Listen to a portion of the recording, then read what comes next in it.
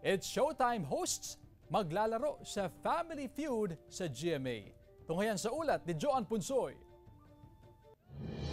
Matapos ang plot twist ng dekada, maglalaro naman ang It's Showtime host sa Family Feud. Kabilang sa Team Vice Ganda sina Jong Hilario, Ami Perez at Jugs Hugueta. Kalaban nila ang Team Ann Curtis with Vong Navarro, Ogie Alcacid at Teddy Corpuz. Team Vice o Team Ann ba kayo? Abangan yan 5:35 PM sa GMA.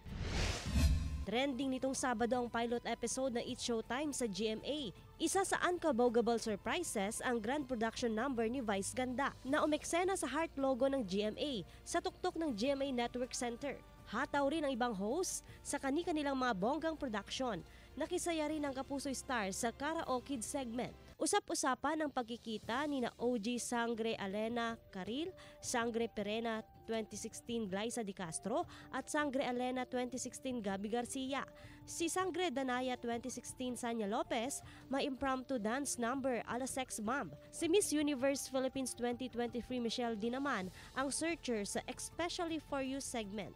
Isa sa searchies, si Sparkle Star Martin Javier. Sa huli, si searchy attorney Oliver Moeller mula sa Cebu ang pinili ni Michelle na pinusuan ng madlang people. Abangan ang It's Showtime Mondays to Fridays pagkatapos ng TikTok Clock sa GMA at GTV. 11:30 AM naman tuwing Sabado. Joan Punsoy, One North Central Luzon.